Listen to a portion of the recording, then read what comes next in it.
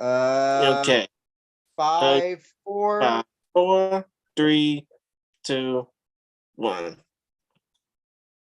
Ladies and gentlemen, what's good, y'all? It's Chris Gary, it's Andrew Benjamin, it's CJ Charles Jewett, and this is yet another edition of the We Are Rizin podcast, your show for all things about the Rizin Fighting Federation and Japanese MMA when we actually stay up for it, or if during the times that we tend to actually find something else other than this promotion to talk about, we tend to shoot the shit. You can follow us on Twitter at We Are Rizin Pod. That's WeAreRizinPod, all in one word. And you can subscribe to this very YouTube channel right now if you want more content.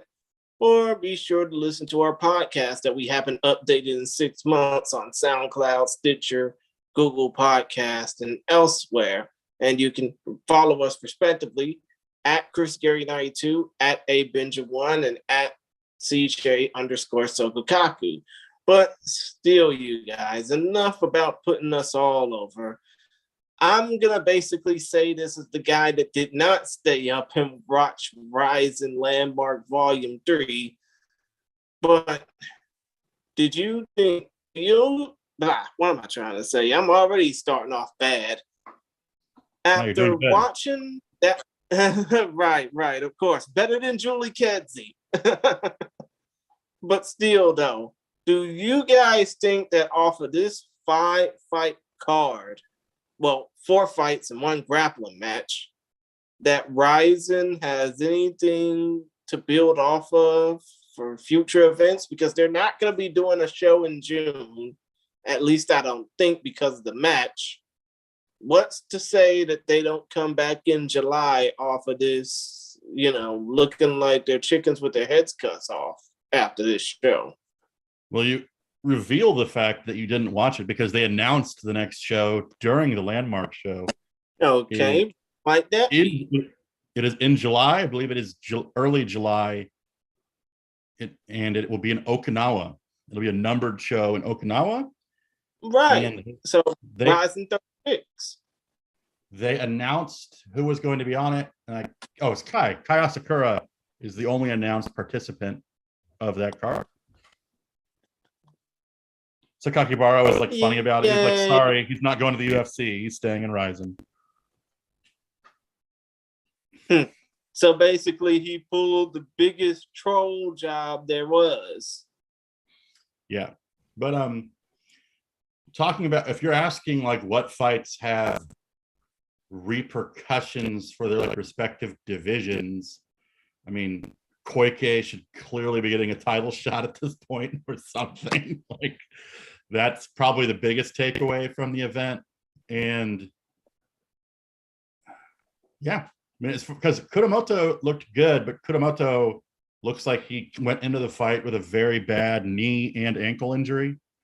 And I believe he said before the fight when he was training, he could barely walk. So I imagine he's going to be out recovering for some time. And so that kind of put a pause on him. Yushi fight was awesome, but Yushi also fought a bum who massively missed weight, hasn't fought in 5 years.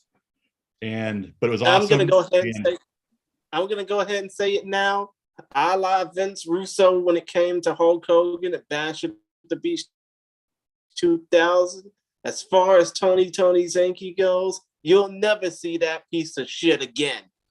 Oh, you'll see this guy again because that knockout was awesome. That's going to be in a lot of highlight reels and Rizin Confessions. Oh, yeah. Yeah, no shit. But you'll definitely hope to see Yushi again. Maybe not avenging the fight against Kota Miura, but most definitely putting over his Instagram account and kicking ass while doing it. He is clearly the type of fighter that needs to be on Landmark shows. If I had my way with Landmark and my way of branding it, it would be the Ren Hiramoto / Hagiwara / Yushi show, and they would fight on every Landmark event. Are you sure? I mean, that would be a nice way to drive up domestic ticket sales from where you are, but not so much international pay-per-view sales from our standpoint. They sell those tickets for like 2,000 a pop. And Andrew watched. I mean, it looked like 80% of the crowd was young women. Oh, I see. So everybody was lusting over him. Oh yeah, Hagiwara and Yushi got some fans. So yeah, gentlemen, let's start off talking about the main event in which Hagiwara submitted Kleber. Nope, just kidding. Which Kleber submitted Hagiwara to probably nobody's surprise, other than probably Hagiwara. So my first question is, I guess, does Kleber get a title shot? I mean, he CJ? should. He should. So that division's all messed up because they had Ushiku fight Saito for the title, and that fight should have never happened, and Ushiku won. And then they had Saito fight Mikuru, and he lost. And then he fought Ushiku again, writing 2 losses, and lost again. Meanwhile, Koike has kind of been like the unofficial champion the entire time. So I feel like he has to have a title shot next. But yeah, he has to have a title shot next. It'd be insane if he didn't.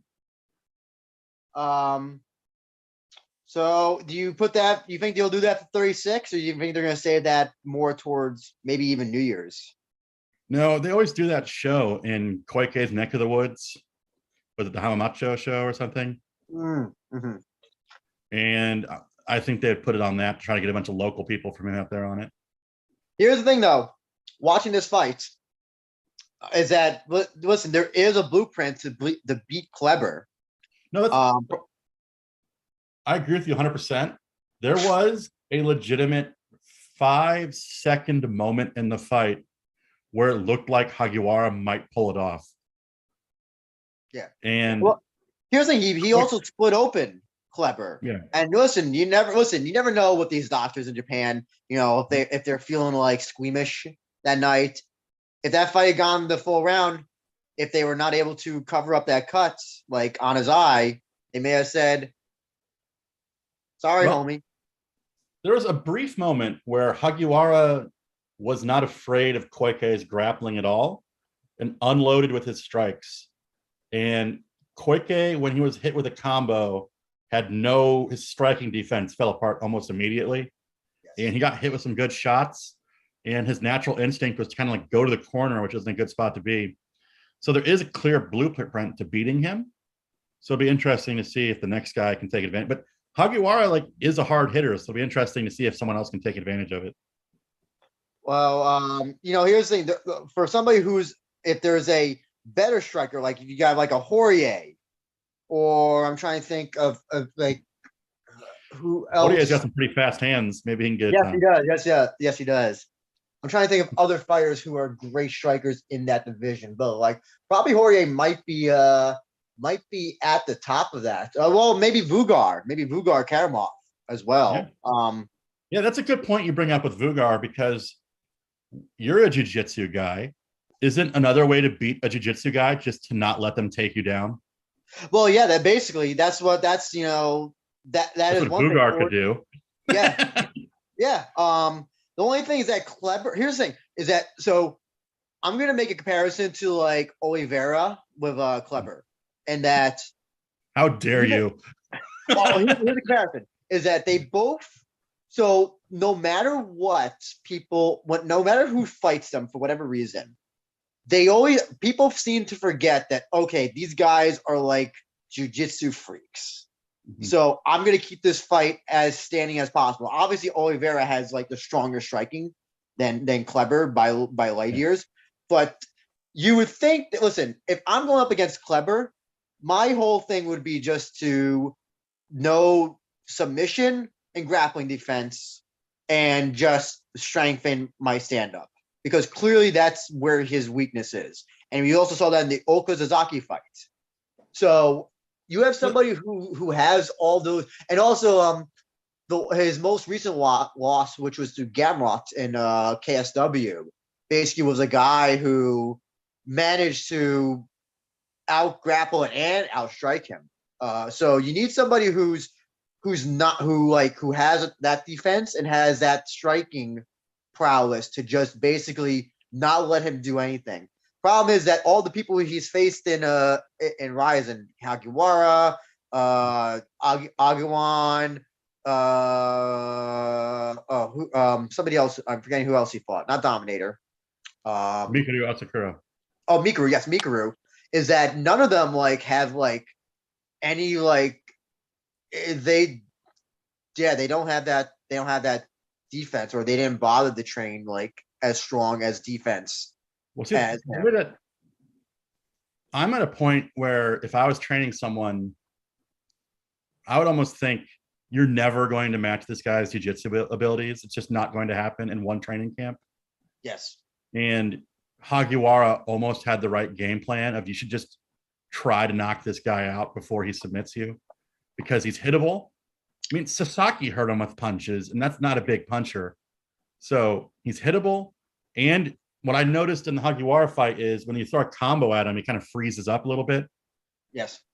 And so if you have a guy that can just throw punches, remain composed, do like a Mirko Krokop impression, and just have a really good sprawl, and just try to hit him as he comes in, then you got a shot. But the problem is nobody in the Japanese scene right now who's in that division is anywhere near his level jiu-jitsu wise. Yeah. So they just have to not allow it to even go to that part of the fight. The other thing about so here's the other big mistake that Hagiwara made that they teach you in Jiu-Jitsu 101. Never give your back to your opponent. He did that when he tried to escape from Kleber. I thought his big mistake was going for that flying knee thing. The flying knee was just almost too wild of an attack that allowed Koike to grab him. Yes. And I thought he should have remained composed and gone for punches, maybe a low kick to get the guard down. Well, whenever I see a flying knee, I just get flashbacks of Andrei Arlovsky and Fedor. Yeah, I mean, well, here's the this was an easy fight for Kleber to win, no doubt. Yeah, but it was an easy win, but it's also a win that showed a giant chink in his armor. Mm-hmm. And that's the thing is that if he fights somebody like a Poirier or Vugar, I'm interested to see what they do against somebody who's on that level, who's much more, who are much more skilled. I would definitely say on the feet than Hagiwara is, or at least know grappling defense. Striking wise, I would, to your point, I would almost label Hagiwara like a brawler. Yes. And if you put him in there with a real technical striker, it'll be interesting to see what happens. I guess that's the other big question now. And I'm going to pose this to you, Chris. Hagiwara is now officially 6-6. Nice dead even with his record. And one of the things I've wondered also when the pandemic era ends with Rizin is a lot of these fighters who they hired and were stalwarts during the pandemic era. What's going to happen to a lot of them? Are we going to see them back in Rizin shows? Are they going to just go by the wavefront in place of foreign talent or higher level Japanese talent? What do you think Hagiwara's standing is now in Rizin now that he's 6-6 and got submitted once again? Well, to be quite honest, Andrew, it's like you said, the dude's right at 500, 6-6 overall. But he's entertaining. He's likable. Despite the fact that he's a weed, despite the fact that his team is basically the onomatopoeia of weed, still, this dude has a following. I just don't know if you have to bring him out for every numbered show or every big time opportunity. So, like CJ said, Rizin Landmark is going to end up being the Kuramoto Hagi Yushi show. And eventually we'll see these three men be the main stars of Rizin Landmark going forward. It's just that I don't see Hagi going anywhere past the Landmark show, because of this particular loss that he had. Let's just say it in a wrestling term, Andrew. This dude is going to end up being the jobber to the stars. I see. Interesting. Well, actually, you bring up a good point as well, because out of all the post-fight and pre-fight videos on this Landmark, guess who has the highest and who is trailing? Hagiwara, and he's already in 6 digits. I don't think any other fight. I think Yushi's the only other one who might have second most. Very popular. It puts Rising in a weird position because his popularity doesn't match up with his skill. So yeah, but Rising isn't going to get rid of him because they don't really care about records that much in Japan. It's not like the UFC. B, he's consistently stepped up last minute to fill in for these things and take fights. I mean, my joke now is, I think, how many fights did he have an injured eye coming into? He always seemed to have a bruise or a cut under his eye. I think he still has the injured eye. I don't think it's gone away. But so this guy's stepped up time and time again. He's the only fighter to headline a Landmark, all 3. He's headmark, trigger, Landmark, and a numbered show. Yeah. They're just, if they're smart about it, they just need to put him in fights that he can win or that are at least competitive. Mm-hmm.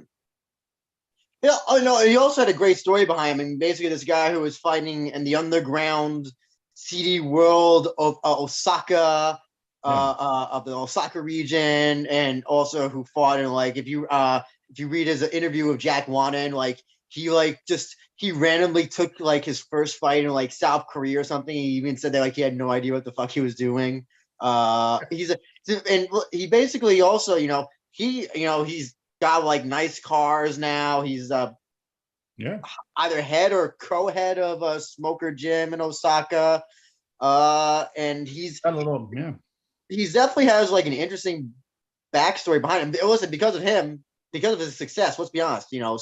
There's a reason why I don't know. I don't think would Kuriyama have been in Deep Jewels without him.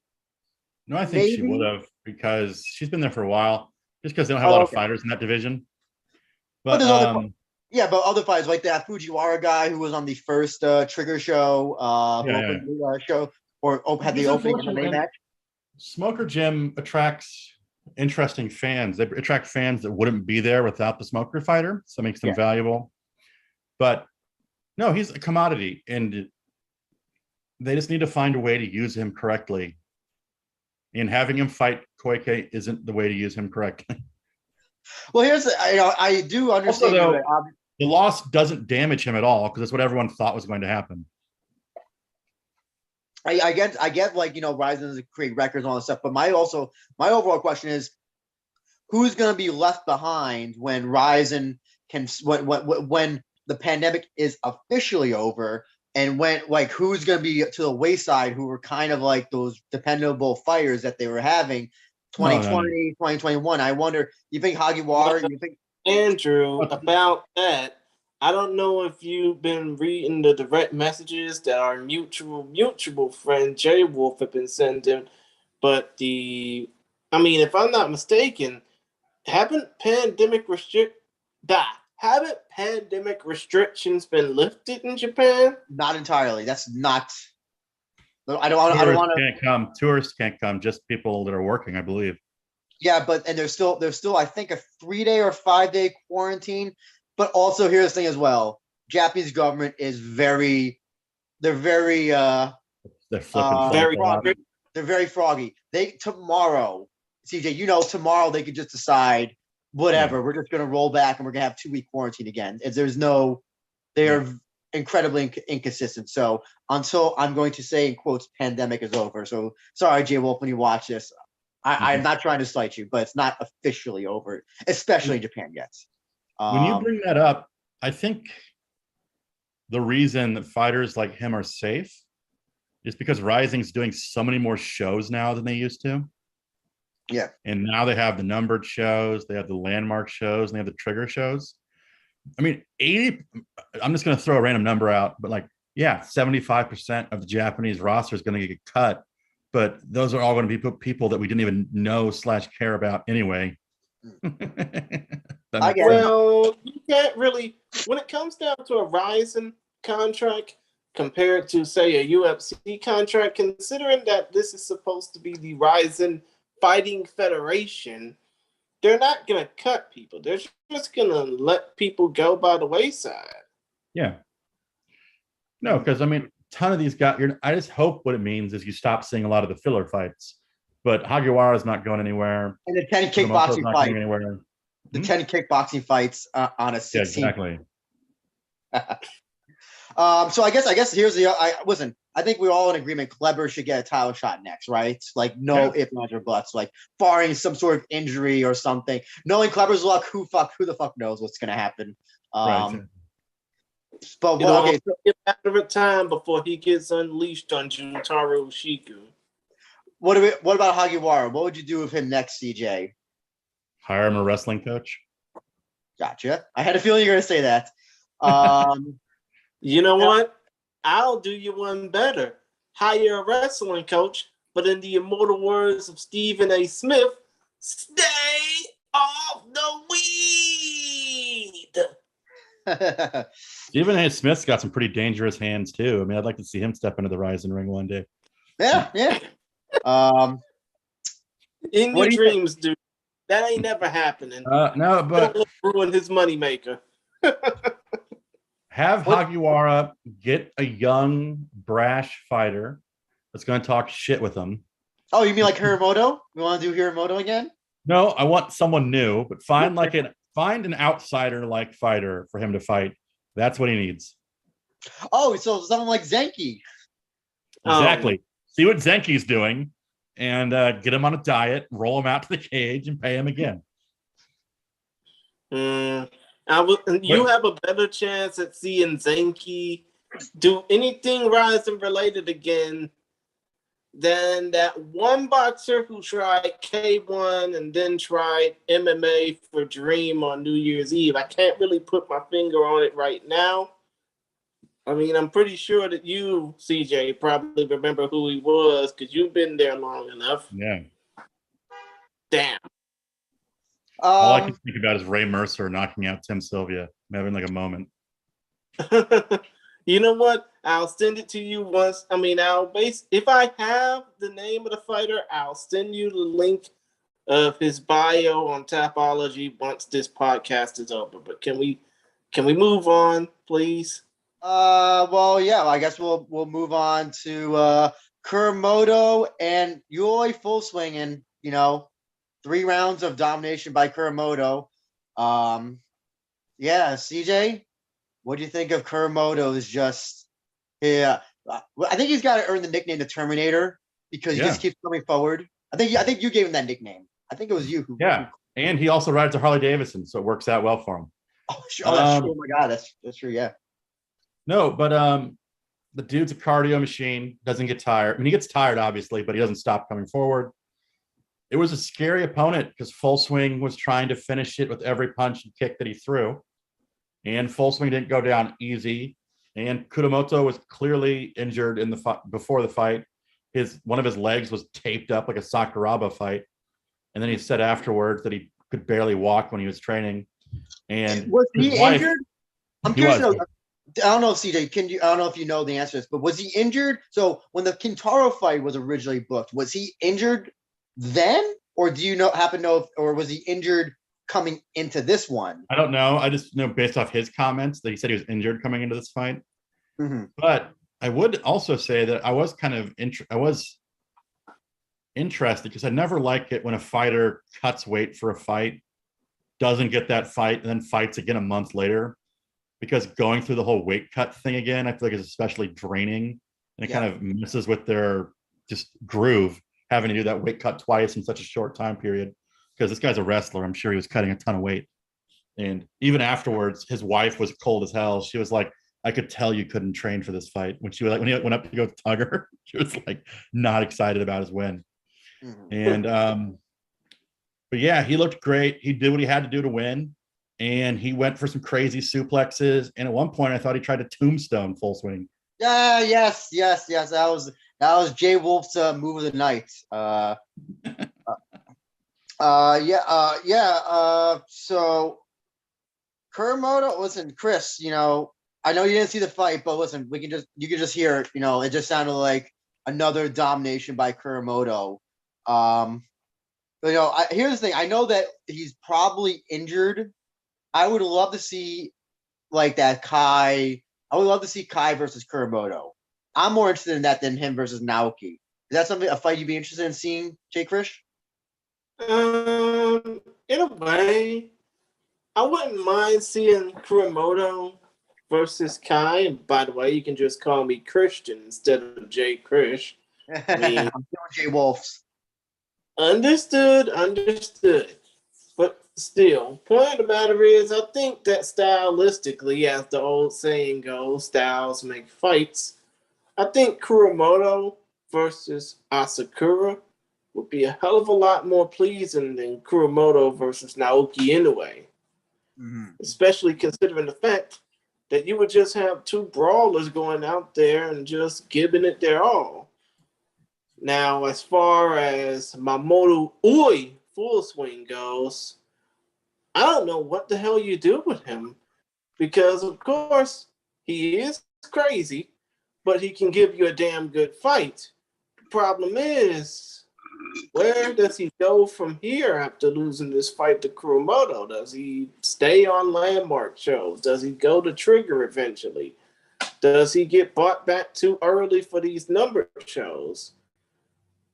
Good question. That's a good question. Yeah, CJ, what do you think? Got Trigger written all over it for me. He seems like the stereotypical poster child of Trigger. Mm-hmm. Even though that doesn't have damn near doesn't have the charisma, in my opinion, to be a landmark fighter. Because I think landmark, there's so few fights. It's all about the characters. I think he's perfect for like the undercard of a Trigger show because you know something crazy is going to happen. The only thing about Full Swing is that, listen, you are guaranteed a knockout of him, or you're not guaranteed a knockout. If it's not a knockout, you know that he's gonna probably lose. So he's definitely that can be understandable. But here's the thing, though: Mamoru Oi Full Swing is 36 years old. I mean, do you think that he's going to want to stay being on these landmark shows forever? I don't see why not. Go to Trigger. Or landmark or Trigger. Yeah, I don't see. I don't see why not. Listen, he's out of. He's with Osawa's gym. He's more or less guaranteed. Like, if you're at a big gym, for the most part, you will get probably you will be brought back. I think that's a given. I don't like as for who he fights next. He's a guy who styles makes fights. If he goes up against somebody who's a wrestler and he's either going to get wrestled for 3 rounds or he's going to get knock out the person in 1 round. The great, here's the thing is though, as well as that with the borders being relaxed, but not entirely open, I would love to definitely see like foreign talent brought in to fight him. And, if you remember the fight he had with Kana Hyatt, that was like a really awesome fight. Soccer kick mayhem. Exactly. Yeah. So, or put, or he's, I want, here's the thing is that he's got to be, he knows, you got to know how to use him as a booker. You got, if you want him to lose, you know who to put him up against. If you want him to win, you know who to put him up against. And, that's just his style. He's just, he's either knockout or get submitted guy, or lose. I will say, I would like to add that you keep saying that Kuramoto dominated him. Mm-hmm. I never thought there was a moment where Kuramoto was like clearly dominating him. Like, I never thought that Full Swing was unable to like win the fight. He made it hard. He was fighting every takedown and nothing came easy to Kuramoto in the fight. Yeah. And I think with Japanese matchmaking, when you have a guy that goes for soccer kicks and tries to go for brutal knockouts, they're going to find a spot to put him on the undercard somewhere. And it's, the only thing that sucks is that after his win at Trigger, the full swings, I thought like, oh, okay, we're gonna get the comeback story. This is gonna be his comeback because he had like a 6-fight losing streak, something absurd like that. I think he's too old for them to like put a bunch of marketing budget into, but he's exciting enough that you just have him under. And if somebody beats him, you're like, oh, they beat Full Swing. He's a tough guy. Or if he gets a KO, you're like, oh, look, there's a fun KO. Now, in the case of Kuramoto, sounds like he's got like an injury, leg injury.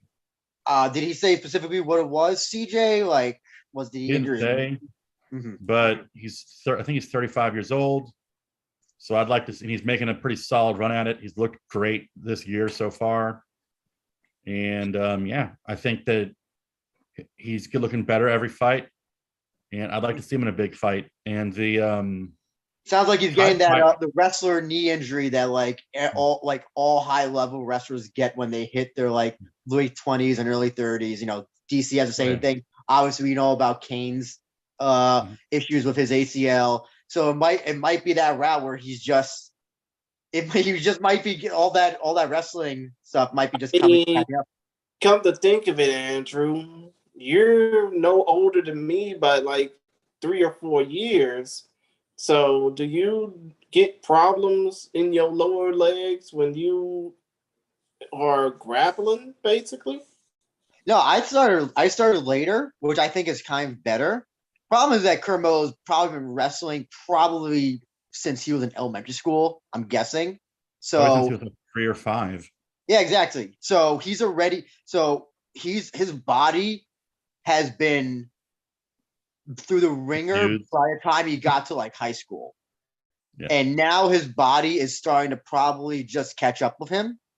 So that that's the issue is that like with wrestling is that like a lot of these guys who are wrestlers who start out so early, by the time they hit 30, they're already like walking like old men just because the high level training, just their body just is ruined by it by the time they hit like college, high school. No, I'm lucky. I don't have anything like that. Next thing you know, they're chasing dudes down in cars and shooting their dads. Exactly. Yes. Like stepfathers. Yes. I'm sorry. Stepfathers. Yes. What do you? So for a high level fight, CJ, I don't know. Like, let's assume that he's gone. Let's see, 3 months. Let's say it's like not like an ACL injury or something that's severe, but just like some sort of injury that'll keep him out for 3 months. Anybody who you like to see him fight next? I want to see the original Kintaro fight. I'm less interested in that fight now after seeing the Full Swing fight, to tell you the truth. I know that they said that they'll be happy to run it back, but like I'm so disinterested because it'll probably go the same way, honestly. I think it'd be a good chance to build him into a title contender, which is what I'm interested in, is like building up a nice contender for the division. I guess so. I guess that is a way to put it. Give him a chance to get a big win over a big fighter, because he's older. So you got to build him up for the title shot now. Gotcha. Jay Christian, what do you think for Kuramoto next?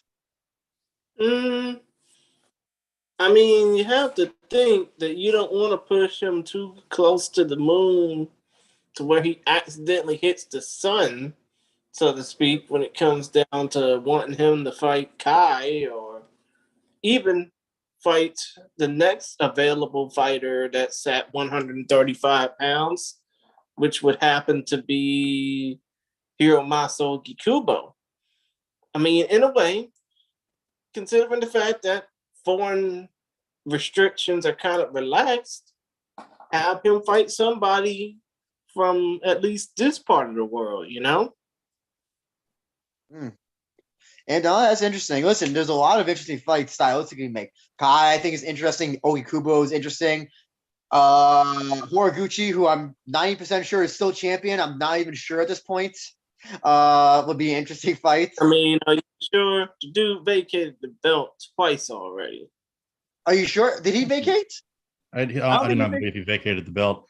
I think he's expected to compete in the Bellator Japan show in December. Yeah. So There's a lot. Stylistically, there's a lot. Like I'm really interested to see how Kuramoto goes up against a lot of other fighters, just from a stylistic point of view.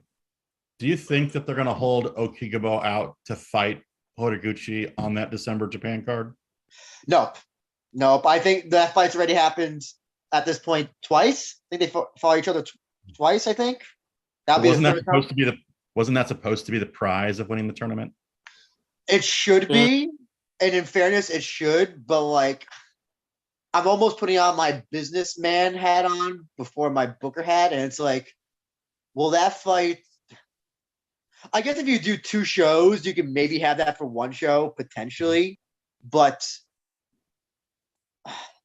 I really don't think anybody. The businessman hat would be that nobody in the U.S. cares about Okigabo, so why would Bellator make that a fight that they're trying to air in the U.S.? Well, here's the thing as well. We've learned that Rizin seemingly is not caring about that as much anymore. Whether potential, I guess.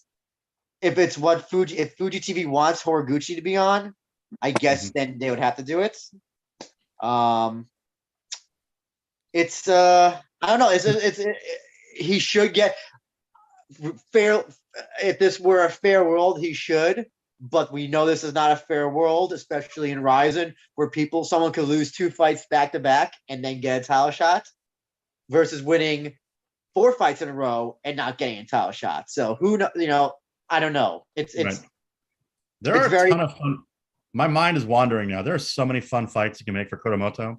That's the thing. It's like I think Kuramoto is a much more interesting fight for Horiguchi. Like if they did it like in December, I would be like, that'd be an interesting fight stylistically. I think. I would love to see him smash up Montoya and get him out of my peripheral. I would love to see him fight Shuto Watanabe. I would love to see him. There's a ton of fun fights you could do. Well, first of all, we gotta get Shuto versus Imanari before anything else. That's the fight that was promised. I need, yes. And so actually, speaking of grappling, people who should have been in a grappling match, let's talk about that. So we had the team of Daisuke Nakamura and for some reason Shinobu Ota taking on the dream team of Masanori Kanehara and lost my thing. Tokoro. Tokoro. Sorry. Yeah, Hideo Tokoro. The most famous fighter of all. Bullshit's raw. So here's the question I'm going to ask instead. Who was the MVP of this grappling match for you, CJ? Nakamura. Really? I was going to say Kanehara. Well, Kanehara almost submitted Nakamura. I will qualify it. I will explain my reasoning. Kanehara had the best single performance in that he legitimately submitted Nakamura and let go of the submission because he thought he tapped. But Nakamura rose to the challenge of being, my partner sucks at submission grappling, and I'm going to fight both of them, which makes him the MVP in my books. Listen, here's the thing. Oda had some moments in this fight. Like he did like 10 headlocks, suplexes, like multiple times. He did his best to make it interesting, which I commend him for. He did his best to make it exciting, but nobody ever thought that unless he was going to do like a Dave Schultz headlock, that he was going to submit anybody in there. The Japanese commentator also went insane when he revealed he had the wrestling, the Olympic wrestling thing. He did freak out about the singlet. Yes. Yes. I was listening on my headphones during that match because I was like, if there's one match I have to pay attention to listen to, it's this one. And suddenly the Japanese commentator just had an absolute meltdown, like when the singlet was revealed. You cannot say that the most exciting part of the match was like the first minute of Daisuke and Tokoro going at it. Oh yes. It was basically a replay of their match from what was it? Dream? Was it a quintet? Didn't they grapple? Where'd they grapple? They probably grappled with a quintet, but they also had an MMA match way back when. Yeah. Mm-hmm. No, I think Daisuke beat Kanehara in quintet, and I think he fought Tokoro and Dream. I think you're right. I guess the other big move of this match was during the last 10 seconds, Shinobu Ota decides to do a moonsault like out of nowhere to like Kanehara. Then Kanehara just like put It his was the legs up. Tokoro. It was the Tokoro. For the record, you guys, CJ is right. Daisuke Nakamura did fight Hideo Tokoro at Fields Dynamite 2008. And of course, he grappled Masanori Kanehara at Quintet Fight Night 1. But please continue. Just pretend like I'm not here. My whole thing was like, what would have happened if that moonsault landed? Like, what the fuck was that? I don't know. I honestly Was it like doing his best Lita impression, taking the top ropes? But no, well, but anyway, I love his reaction on his face. It's now the background graphic on the We Are Rising podcast Twitter. So, what do you think about the Kanehara rear naked choke attempt? Where was that a fake tap from Nakamura? I don't know. It Or seemed he was just posting up, trying to get out. It just seemed to be a play. They seemed to be playing grappling. Yeah. It was almost like they didn't know that they could submit their opponents. It was like, oh, if you get your opponent in a submission, that's like, restart or whatever. So I'm not even sure. Like, well, it looked like to me, it seemed innocent enough that Nakamura just put his arm down to post it to try to get some leverage, and I think Kanehara thought that was him tapping. It's possible. I don't know. This is what I hate about grappling matches is when a winner is when a draw is declared. It's really stupid. There should be a winner. Tokoro Kanehara clearly won because they had the closest submission attempt. Yes. And Ota wasn't even going for submissions. He's just going for cool suplexes. But I will not deny the fact that I was shocked to find out that Nakamura wasn't the oldest guy in there because he looks like he's significantly older than Tokoro. And he's actually not that much older than Kanehara. And he gallantly, the first couple of minutes with him and Tokoro where they went for like 20 submissions was nuts. Yeah. By the way, also, so that proves that having an extensive porn collection will not age you. So also, I'm glad you brought that up because Tokoro in his post-fight speech, my wife was like, "Oh, he's not very good at speaking." Like he was just like, yeah. That's why he has a porn collection because he's not good. Yeah, he definitely came across as like super socially awkward. I'm also disappointed that Nakamura did not wear the wrestling trunks. He wore like grappling stuff. I was very disappointed. They're gonna he was just wearing his Quintet uniform, wasn't he? Like it said Quintet on it. It'd be funny if it still wasn't washed since his last Quintets. I was hoping that like maybe like it was still like smell really horribly. Oh my god! I got a question for you, completely unrelated. Yes. You go to a bunch of MMA events. So do you, Christian. And you go to wrestling. You know, like how back in like high school and college wrestling days, there'd be that guy that didn't bathe before his match because he was like, "I'm going to use my smell as a weapon." Have you ever come across a fighter? Because I did this weekend. As someone was walking into a venue, I was like, "That person smells like absolute shit." Like this is like a calculated move on their part. Has that ever happened to you guys, like a Bellator show or anything? Short answer, yes. Well, for Andrew, yes. But for me, going to a professional wrestling event, I don't think that's happened to me. Well, Christian, the famous backstory or famous apparently, Vader would never wash his stuff because he considered it like bad luck or whatever. Yeah. And like all the wrestlers who would wrestle him would complain about how much he smelled like shit. Oh wow! He's a big fat guy too. There's no way that sweat smelled good. Exactly, and also by the way, so it's like it was like singlet. So like it would be like armpits, and just I don't know if he would wash his mask. So as well, that's the other. So dude, let's just say for a guy who never washed his gear, there's a good chance that mask has been worn. I mean, that mask has been more worn out than most of the belts you put on before you get up than most of the belts you use to hold up your pants. So also, a lot of people in gi who train in gi don't wash their uniforms or their belts as well. Well, that whole don't wash your belts thing, that's traditional in all martial arts, ain't it? Yes, but there's people who go as... I mean, shit, I have a white belt myself from some karate school that I went to with a friend of mine like 16 years ago, and I never washed that belt. Well, there's actually people who don't wash the actual uniform, who are like that stringent. They're like, oh, if you wash the uniform, whatever, Well, And I've come across Akiyama's mom washed his a couple times. Oh yes, that's true. That's true. So No, but I just brought it up because I was outside Deep Jewels at the Kodokuin Hall, and the elevator wasn't turned on yet or something. So all the fighters were just outside waiting to go up. And I was talking to one of them, and I was just like, "Oh my god, this person smells like absolute shit."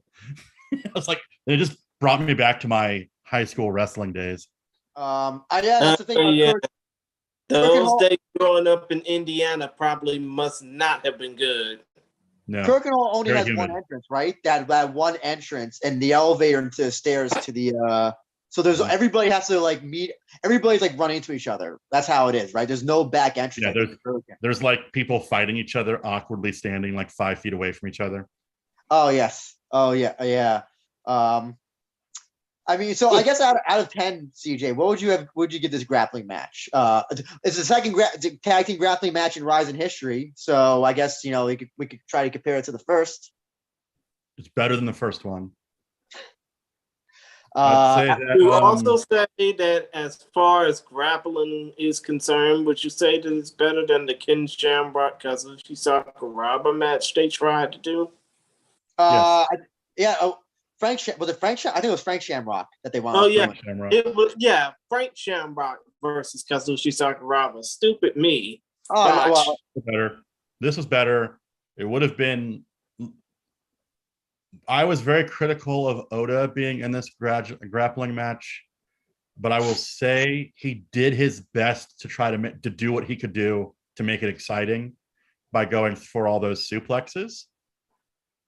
But highlight of the match was clearly the Tokudo Daisuke exchange, and it was nuts. I loved it.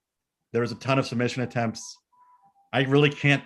The only way you can make it better is by putting someone besides Ota into the match. So here's a question I have for you, CJ. Would you be down to see Kanehara and Nakamura in an MMA match, maybe in Rizin? Yes, 100%. I didn't watch the grappling match. I didn't even watch the whole show, but I would definitely want to see Kanehara versus Nakamura, or hell, even Kanehara versus Ota in an MMA fight. What about it was a weird grappling match, right? Because I'm sorry, the thing that you liked about it was they're all really good at submitting people, but it had that weird angle of like they're all also able to be submitted. Yeah. So it was like this interesting, anything could happen at any second, which made it kind of a lot of fun.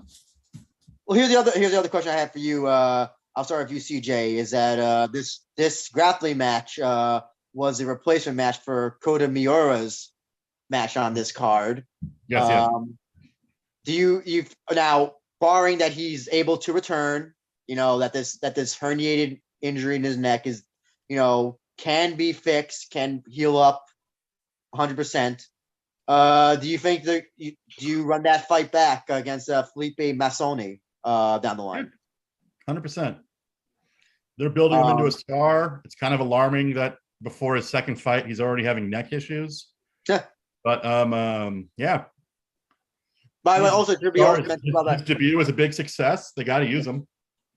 Miura did make an appearance at the show. Basically, just said, "I'm sorry about my injury and all that stuff." Whatever. I think they were trying to shoehorn him at least to get him on the show, like in some form. Well, it's not. That happens quite often on Japanese MMA shows where someone's injured or they can't fight for some reason. Remember that one weird Trigger show where was it Nakamura? Who was it? Daisuke Nakamura. No, not Daisuke. No, it wasn't Daisuke Nakamura, but what? Yusaku Nakamura. Yeah, that he came out and we thought like, wait, is he fighting? I thought the fight was canceled. He came out in like full attire and was like, sorry, my fight was canceled. And I was like, oh, that was weird. But it's not uncommon for that to be in the Japanese MMA scene. Jay Christian, run back Miura, Massoni sometime down the line, provide that Miura is all healthy to do it. Well, considering the fact that on the Brazilian side of things, Masoni's basically saying that Miura faked his injury and, he wants the opportunity to fight in Rizin. I wouldn't mind seeing that fight go down, but let's just say if, for karma's sake, if the same thing were to happen to Masoni, I would not mind seeing as a replacement fight Kota Miura versus Shinobu Ota. I mean, because let's face you want to see Miura die? Well, I'm not saying that. I'm just saying that Shinobu Ota is right at the same skill level, fight-wise as Kota Miura. And I think that fight will be a hell of a ticket to get. Yeah, but I guess it all depends on that, on his injury. Provided that obviously, Andrew, a herniated disc anywhere in your body is nothing to just shake off from after 6 months. With that, let's move on to the next MMA fight. Tetsuya Seki defeating Akira Haraguchi by decision. You can make a case. What outweighs? What is more of? What do you see as winning a match more? Grappling or striking? And Haraguchi was grappling. Seki was striking. CJ, thoughts on this fight? My thoughts are this is one of the closest matches I've seen in a very long time, where after every round, it was just like, I have no idea who won this. They're so evenly matched. They seem to be countering everything they do. The only difference maker was that while the guy was grappling, he wasn't doing that much damage with it. And Seki seemed to always be throwing punches no matter where he was. And I think that's what won him the fight. And so I agree though. I mean, it was an insanely close fight. Yeah. What do you? So I guess with Seki winning, that puts him back, as somebody to keep in mind for the Rizin featherweight division. What would you do with him next? I know that he's also fighting in Deep concurrently. What would you do with him next? Now he's got he came back he got a win back in Rizin after his loss to Poirier. CJ. He's generally speaking an exciting fighter, so that warrants him. That gives him bonus points in my book. But he's not famous enough to be a main card guy. So maybe put him on the undercard of a show and let him work his way back up, or put him in Deep and have him main event or fight in the co-main event of Deep and see how he does. I mean, Shinryu, is he in the same weight division as Shinryu over in Deep? Shinryu? Yeah, the guy that just won the last weekend. Oh no, Shinryu is flyweight. That's what I thought. Because I was gonna say Shinryu looks unbelievable. He should be on a rising show like now. But I don't know what the deal is with Shinryu, like what's happened to him, because he sort of like after his Rizin debut, I felt there was a lot of steam behind him. And now, being, having that one loss, basically being undefeated in Deep. I think he was undefeated in Deep, or he only has one loss on his record. Yeah. Also, it was kind of, I just don't know what happened to him that made him I don't know if it was injury or something. But he it seemed didn't his opponent from the Deep show go to the hospital with a brain bleed? Really? Oh, I don't even know. I haven't heard. I didn't know about the hospital with a brain bleed. Did he fuck that guy up? I didn't know that. For this most recent fight that he had. Yeah, on Sunday. So that'd be against Yamato Fujita. I didn't know about that. Hopefully, That sounds really fucking terrible. Hopefully that's hopefully Fujita recovers. I think it was I'll that be honest. fight. You I may be didn't care wrong. about that show. I'll be honest. I really didn't care about that show. The Deep Jewel show was much more interesting. So I only bought that, not the Impact No, card. no, the Deep Jewel show is awesome. You made a wise choice. No, but back to this fight. I would almost put him back deep, let him win a couple, build his name up a little bit. What do you do? Yeah. Well, here's the thing. Do you think that he'll get like a deep title shot? Because I noticed that people who tend to win a Rizin tend to get title shots in deep if they're like a deep fighter, like very soon after, or at least a main event slot. That usually tends to that usually is what happens to They got to take advantage. It's one of the ways they can take advantage of the rising relationship. But yeah, I totally, or have him go down there and fight in a co-main event or a main event, because he either knocks out or gets knocked out. So it's going to be a good fight no matter what happens. Exactly. Yeah. Now Haraguchi is an interesting fighter because he's from Brave, mostly a grappler, I guess, as we saw from this fight. Do you have him? Do you have him come back, CJ, for this fight? Is he from Gladiator? Where was he from? Yeah, he's from the Gladiator. Yeah. With that whole thing. Put him on the bottom of a trigger card. He is a Brave guy. So listen, Rizin does not have. If you're in Brave, I think that's basically an open door to come into Rizin at this point. Yeah, just put him on the bottom of a trigger card because he doesn't have the following or character. He was kind of a weird addition to the landmark card. He's more of a trigger guy to me. Yeah, listen, also, I think he's also fought in deep. I think he might have one. Don't send him back to Gladiator because that means nothing. Put him on either trigger or have him go to deep or pancreas. Now, while y'all are mentioning that, I'm just going to go over these comments that's been left on our video so far. Just here to read the comments is basically asking, I wonder if Kai Asakura will be more interested in fighting foreign talents than, say, Bellator. Kuramoto's more in line with the UFC fighters with his wrestling game, though, so that should make more sense. It's a good comment, yeah, because if he actually wants to go to the UFC, he's going to need to test his abilities against actual wrestlers. Yeah, the only thing about Kuramoto is his age. I can see the UFC being like, and no. I don't think that's what he's saying. I think what he's saying is that Kuramoto would be like a good template of what a UFC fighter is like. Oh, okay, gotcha. Oh, okay, because he has that wrestling ability, which I agree with. Because any of these guys that goes to the UFC, they're going to have to deal with people that are all-American wrestlers in their debuts. So, gotcha. Okay. Of course. Continuing from just here to read the comments, who would Kiyoshi Horiguchi even fight?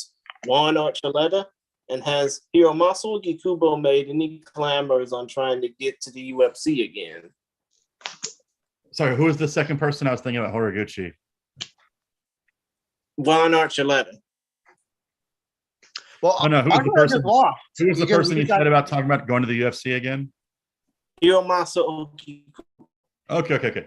I mean, that fight would be awesome because they're both former Bellator champions. And I think if Bellator is going to have Horiguchi fight in Japan, the smartest angle for the marketing wise is to go with the whole Japanese versus foreigner, because that's what Japanese people like. And I think Ogikubo probably knows he's too old to go to the UFC at this point. So he should just fight in Rising as long as he can. Well, here's the other thing as well that about UFC that I don't know, like, so obviously Ring Nakai is basically begging to go back to UFC at this point. And here's the thing about you. Here's the thing: UFC, if they want you, they'll make it known if they want you. And I think a lot of fighters don't, especially now. UFC is such a juggernaut. And they are, I guess, almost too big to fail. Maybe that listen. You'll know if you are UFC bound when they come to you.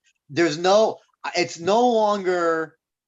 It's not a secret. You can ask them. You can call them. You can email them and be like, "Are you interested?" And they will frankly tell you, "No, you got to do this. You need to get more wins. You need more finishes. You're not exciting enough."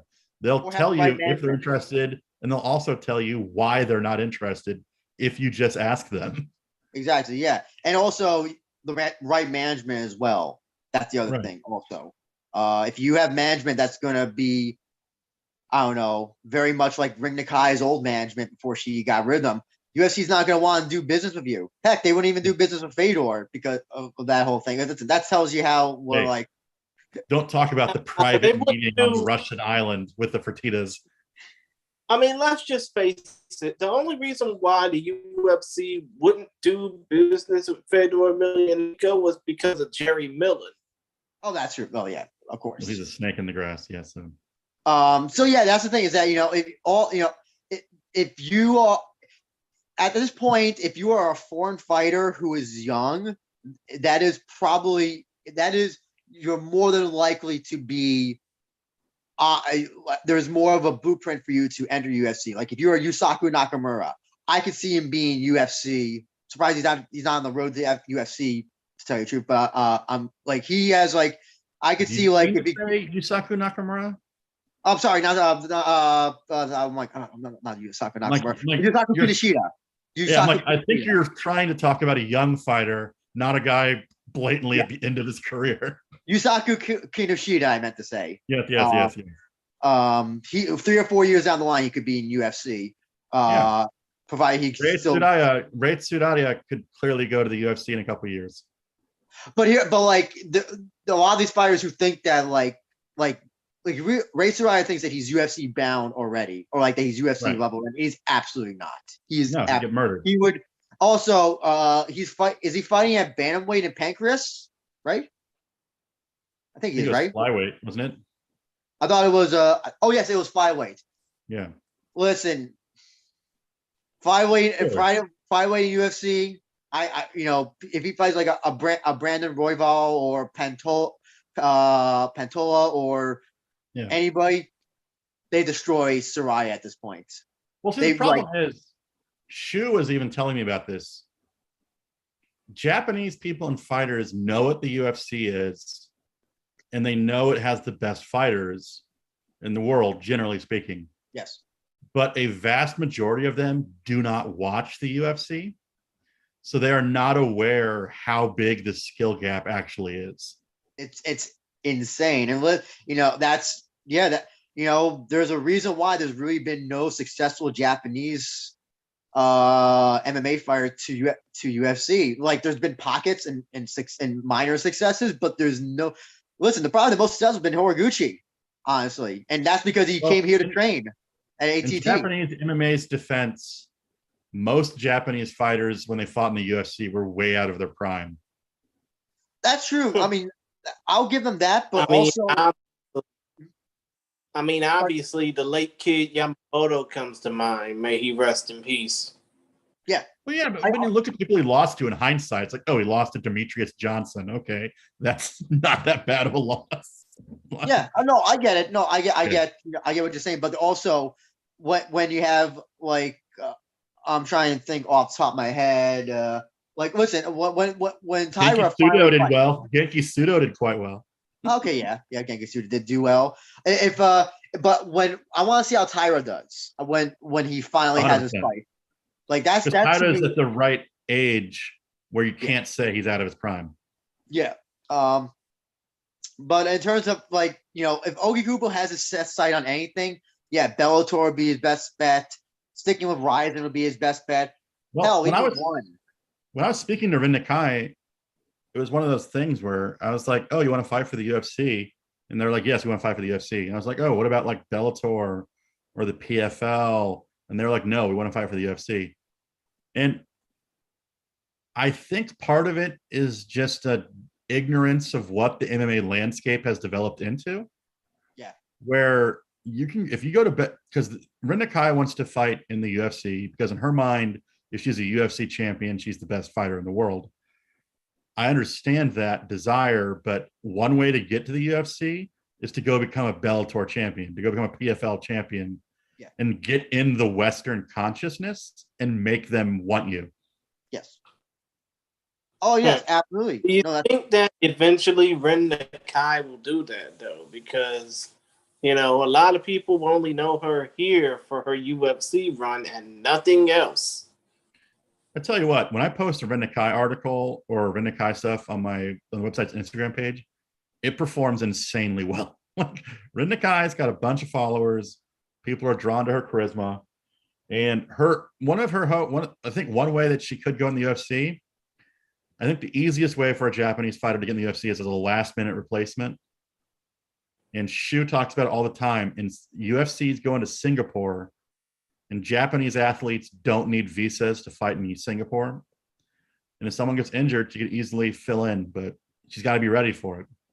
well, here I'll even that's maybe her best chance. But in terms of getting becoming earning a 3-fight UFC contract or something again, I don't think it's going to happen. I really don't think so. And she'd have to do something. She'd have to think outside of the box, because winning in Deep Jewels isn't going to do it. Winning in Rising isn't going to do it. I think she'd have to go to the US and win at a different promotion. she would have to. Listen, I'll tell you. No, her best bet, quite honestly, it would be dominating in Invicta. That would be her. I don't best think bet. so. I don't think that's the case, because I think the Invicta UFC relationship is soured. I think when Invicta left Fight Pass, it kind of destroyed that little direct to UFC thing they had going. Because I think now UFC is more focused on LFA.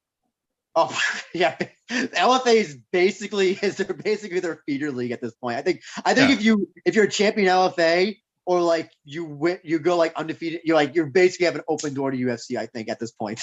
Yeah. Also, I know they had a fun show today, but I don't think Invicta is the promotion they used to be. Mm-hmm. I don't think they have the same star power they used to have. Maybe that'll change with the new company, but I'm just saying realistically, I think her best chance to do anything would just go to Bellator and kick some ass. Yeah. But if she's as stubborn about going to UFC and UFC is the only thing that she will do, then she is going to be stuck fighting in Deep Jewels for a long time. I'm saying. She should. I mean, realistically, she should just get back in Rising and then fight in Bellator at the same time. Here's the other thing as well. I don't know how many bridges she's burned, but I feel like her or her management have burned bridges almost everywhere that they fought by this point. So listen, if she burned bridges of UFC, here's the bridge she burned in UFC by losing 2 fights back to back and also not being an exciting fighter. That will burn your bridges in UFC. The problem though is she should never have been in the UFC at that point, because she's literally a midget for bantamweight. She should never be fighting a bantamweight. So that was weird in the first place. But the counter argument to what you're saying, I understand what you're saying, but the counter argument to it is that she's so popular and she gets so much attention when she fights that I think promotions like Deep Jewels are just willing to whatever, let her do what she wants to do. She's going to get a bunch of attention to this, because even after the last Deep Jewels show, he was like, yeah, we sold 1,000 tickets to this show. And that's probably because of her. But here's the thing, you were bringing up with Mikaru. Listen, that would be in Japan. She's going to make no difference in the United States. If she's on a card. I don't know. I think she has more of an international following than he does. But to the extent, it's not to the extent of I don't think it's as no. You put it on a card, it's not going to make any that much of a significant difference. If you do in Japan, that's different, I think, but not United States. You're not going to have the Ring Nakai army being that's there. True. Nakai Goon will not be there to support her. So, what women's division does PFL have? They only have that 145 lightweight, whatever the fuck it is. I don't even know at this point. 155. We only have 155, right? Yep. So it's not PFL. So she should just go to Bellator. I mean, it'd be perfect. Scott Coker has always had a hard-on for Japanese fighters. Yes. She would bring the entire Japanese angle that he loves. And Bellator's flyweight division is weird. Half of them are really good and half of them are garbage. So she could go to the Bellator and easily pick up some wins. and it would be. Here's Perfect. the other way that you also can get buzz around you. Listen, you have to do something that's meme worthy, and she can absolutely do that. That she can do that. Yeah. Like she did some crazy thing at a weigh-in or a press conference or entrance. Listen, UFC pays attention to meme fighters now. There's a reason why Mikael Pereira would not be in UFC if it wasn't for that highlight video of him just doing flips in Road FC. Oh yeah, the Man. moonsault off the cage and Road FC was definitely Exactly. Victoria Pereira got in. Would Way Alina back when, McFarlane be in Bellator if she didn't knock out that soccer mom? Yep. possibly, yeah, potentially, yeah. If the other fight, like, there's no reason why, the Ben and Win thing that went viral with the tattooed guy, and that helped him get into UFC. And it really helped him get into Rizin. Exactly. So she would also have to do something that's so meme worthy and that would like spread virally. That maybe could help her get into UFC as well. So what I would do is I would almost try to convince them that UFC shouldn't be the goal. The goal, because you can't control that. Yes. But I honestly think they could easily get into Bellator. Yes. And kick a bunch of ass. And if they do really well at that, the UFC is going to pay attention. Well, yeah, that's why I say same thing about Ogi Kubo, and almost all the Japanese fighters at this point. That's your best bet. Go to Bellator and try again that Bellator Japan show. Like that's the best thing you can if it happens. I'll say if it happens. Yeah. Rin Nakai has also said, I don't know how this became the Rin Nakai talk, but Rin Nakai has also said she can make 115 pounds. If she How? It's what she fought at in college. But I don't know. Apparently, she doesn't cut a lot of weight. But they say she can make 115. If she can make 115, she should just go to Invicta, dominate their strawweight division, which is super weak right now. I mean, if you have Alicia Zapatelli fighting in your strawweight title fight, coming off of atom weight losses, it doesn't really make a lot of sense. But go over there and dominate that, and that'll probably get her into the UFC as well. I guess so. I'm also reading a lot of the comments. And Chris, you probably see that. Yeah, I'm gonna go ahead and finish up on all the comments. I mean, I know Charles Stewart, you probably might understand this. Minakakate koya konchasu. I mean, you probably might know that more than I do, so I'm gonna just go ahead and say that means everyone. That means all of us. What does it say? I think what they're saying is conchas. What this particular person is saying is conchasu. What the hell does that mean? Can you put it into our chat so I can see it? Oh. I just heard Nina, so I was assuming that they were saying just hello, everybody. Oh, okay. Well, konnichiwa, ganbatte kudasai. And as far as Daniel Gizubecki is wondering, he's all the way out in Poland. He's wondering how the hell we're recording this early. It's a secret, Daniel. It's a secret. But yes. maybe Rise of the Landmark venue is a secret. Yeah, of it's course. always the same place and everybody knows where it is. Yes. Yeah, but of course, he's wondering two things. Maybe I missed it, but you discussed the Sakaki Bar thing that happened, and Rizin didn't upload the fights on YouTube yet. But there's no rewatch option on Rizin Live. Oh yeah, I guess I also saw some other comments in the chat as well about this Sakaki Bara extortion thing. I don't know, CJ, you're in Japan. You probably know a lot more than we do. I only saw Karev's translations of the tabloid thing. Anything that you could mention or like say that's like important about this? I'm not even sure like if it's even really that important. The basic story is that somebody found out that somebody that works at Rising has associates who are Yakuza. It's not Sakakibara, but somebody else. Really? I didn't know this. You're saying a big business that has Yakuza ties? Say it ain't so. Like that can't be true. But it's not even ties. He just is friends with the Yakuza or something.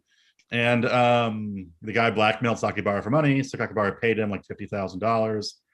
And then it got leaked to the same tabloid that dropped the initial Pride story. but I'm not really seeing anyone really picking up or caring about it. I haven't noticed it. I don't think it took. Yahoo Japan had an article about it. It Well, looks they like posted it, but I don't yeah. see people talking about it on social media. I see.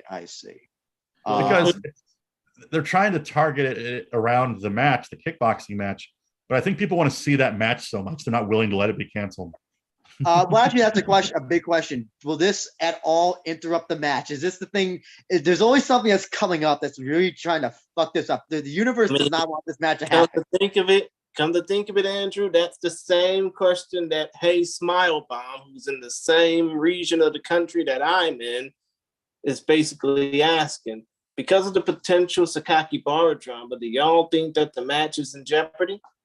No, absolutely not. Too much money to be made, and Rising's not even involved with it. It's there's the middleman. It's K1 and Rise. Yeah.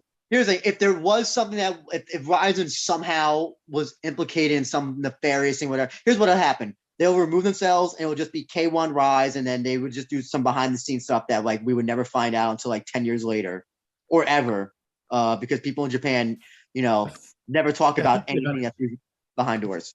I think the event's already sold out, and there's so much money to be made by everybody that I don't think they're going to let it be canceled. Well, here's the thing. The only way I see it not happening is if there's like an earthquake the day of or the day before, and like they can't go. They're like, for just like safety reasons, they can't use the Tokyo Dome. Listen, everything. There's always something coming up that's just ruining. That's just trying to ruin this match. I mean, what Takeru and Tenshin are both getting 2.5 million. Yeah. There's no way this fight's happening. But listen. They should just be put in bubble wrap at this point and not be allowed to go outside their homes at all. Exactly. I don't want to hear, the day before Takeru contracted COVID or Tenshin injured his shoulder or whatever. I don't want to hear some bullshit. They need to be like. They better Manny Pacquiao that shit and limp into the ring and still fight. Yes, exactly. Are you sure about that though? Because even though they're safe, they can still feel sorry. Well, I guess one question about that, CJ, is okay. Since it's not getting a lot of press, so I think there was a lot of people were neither misreading or misinterpreting as if this was Sakakibara being involved with the Yakuza. I think a lot of people just assumed it. Do you think? Well, that's not what this whole thing is about, right? It's more that there's just Yakuza connections with somebody who works in Rizin, whoever that is. Somebody who's like in the office. Okay. It's just probably someone underneath him has a relationship with a Yakuza guy. But and then oh no, like someone in the fight game has connections to the mafia. Okay. There was also a big discussion about this on the Rizin Discord, which if you want to go through and just have your brain melt over everybody's thoughts and opinions, read that as well. You never know what story is going to get picked up and run with by the media, what story is going to get picked up and people are going to pay attention to. Yeah. And I think because of COVID, there's a lot of news in Japan about like North Korea launched a missile a couple of weeks ago. And then there's a lot of stuff about the Ukraine in the news. I don't think they're like paying attention to this kind of stuff at the moment. So I assume it's just going to kind of slide under the radar. Oh yeah. Well, I'll tell you this. What was getting more coverage at this point? Was it Shibatar Kubo or this? I honestly, on my Twitter and stuff, I noticed way more Shibatar stuff and Shibatar Kubo stuff than this. Okay, because here's the Shibatar Kubo stuff never made it stateside.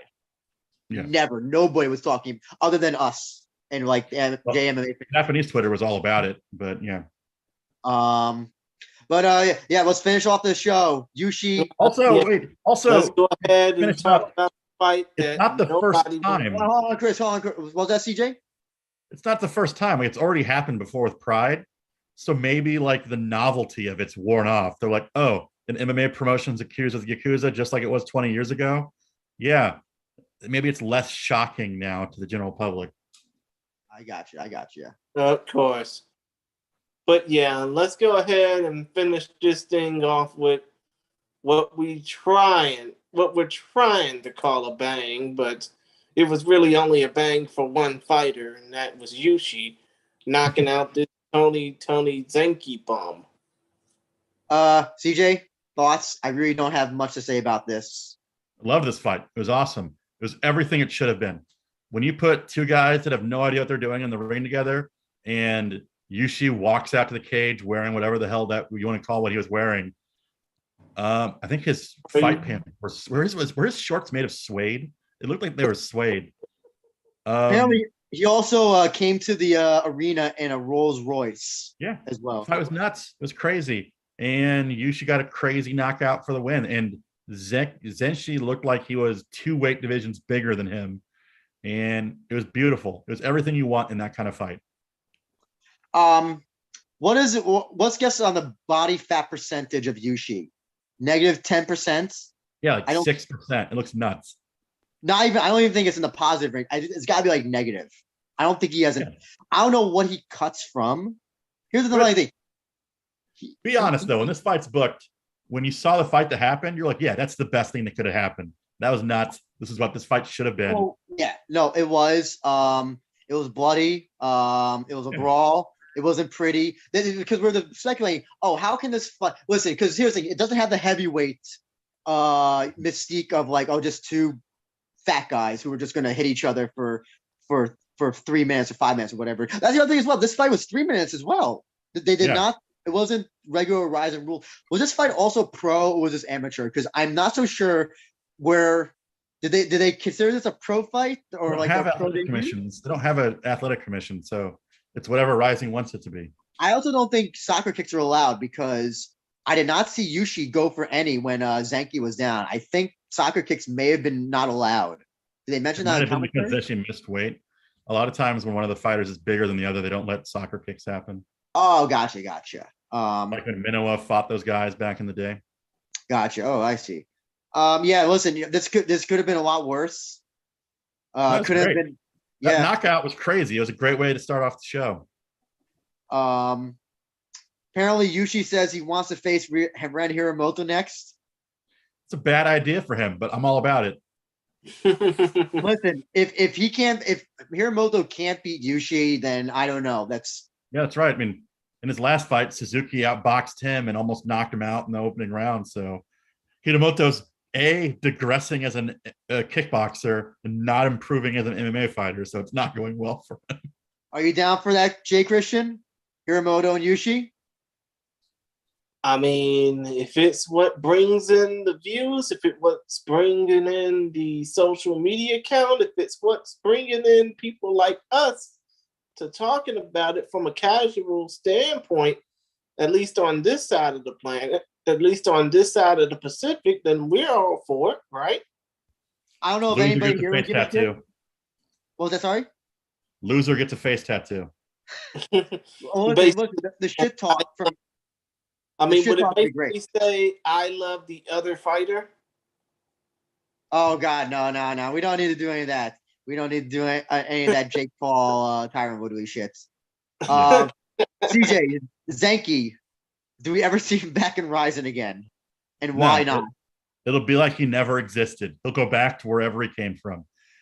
He and me will hang out and talk about bouncing. Let's just say, to both quote Chisel Adonis and Yu-Gi-Oh, his ass is going to the Shadow Realm and he ain't coming back out.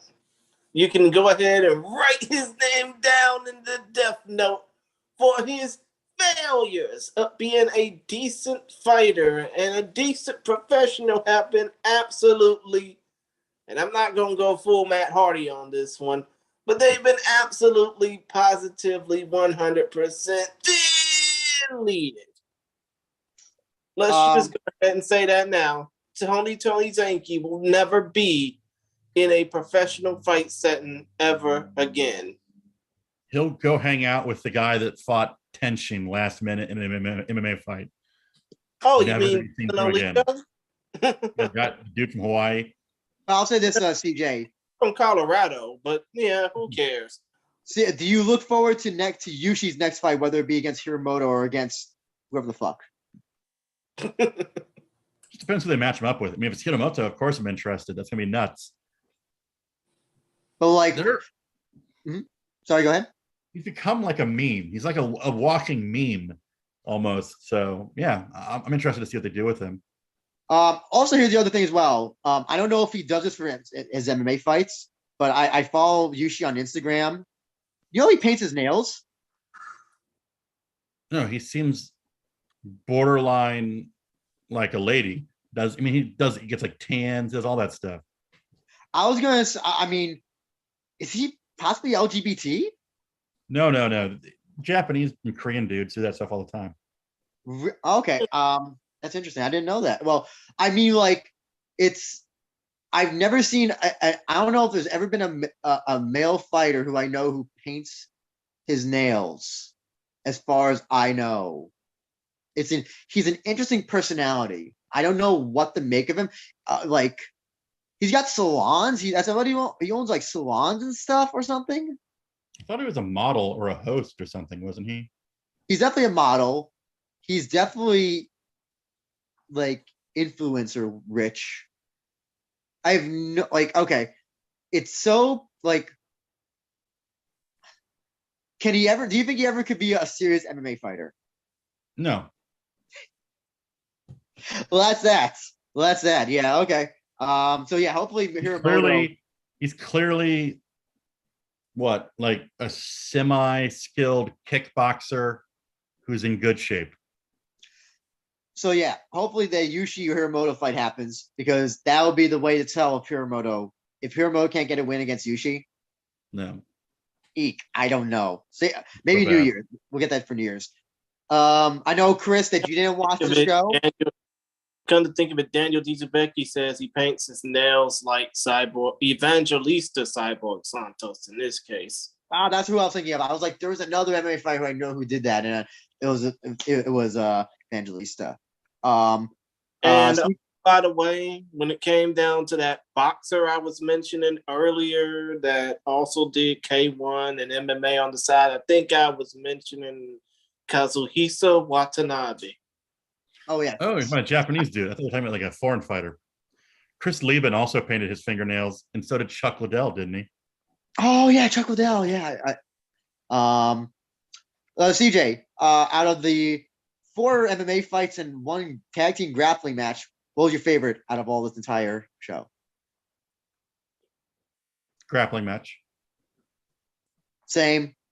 Jay Krish, if you had watched the show, what would you maybe pick to be your favorites based on what we've been talking about? Oh, outside of Yushi beating the shit out of some jobber, that would definitely go to the main.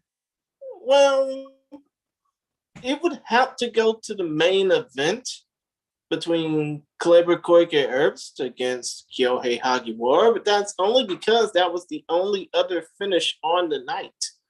The other 3, the 2 other MMA bouts and the 1 grappling match ended in decisions. And in the case of the grappling match, it was a draw. But still, though, I guess this card probably ran quicker than the first 2 Rizin Landmark cards because nobody expected that grappling match to be put in the middle of the card. But still, though, I would have to guess that for Rizin Landmark 4, if Rizin continues with these landmark shows, I would have to think that it would just be a mix of kickboxing and MMA, like how their usual shows have been. It wouldn't just be, grappling thrown in the middle just for gets and shickles. I'll also say that the pacing of the show was great. I'll say this: the best paced shows so far have been the landmark shows, the Bellator prelims, and if you want to see the worst ever pacing for an MMA show, I suggest watching PFL. I don't know. The beauty of Landmark is there's no commercials because it's a pay-per-view. So it's a really good product to show to people that they're just casual fans. Yes. Because it's hard to get a casual fan and be like, hey, do you want to watch a 10-hour show? But this is like the length of a movie. It's like 2.5 hours. Yeah. So it was great. It was short. I guess it's not available anymore on Rizin Live or Exciting Right, or I don't even know at this point what it's called. That's how I had to watch it through Rizin Live. I mean, listen. You know what? Here's the thing.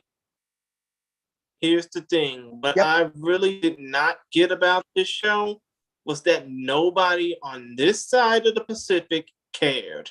Oh, absolutely. Nobody gave a shit. Nobody gave a shit other than, the usual suspects. I think they knew that. That's why there wasn't an English option. I also don't think they knew how to like price it as well, because there's only 5 or I guess 4 MMA fights, 1 grappling. So how do you like would even listen? I would have bought it if it was on live now. I think the other thing is that could they have gotten English commentators? Could Joe Ferraro do a thing at 6 a.m. Damian Brown, whatever time that'd be in Australia? That's the other thing as well. Trying to logistically coordinate Zoom commentary would have been a nightmare.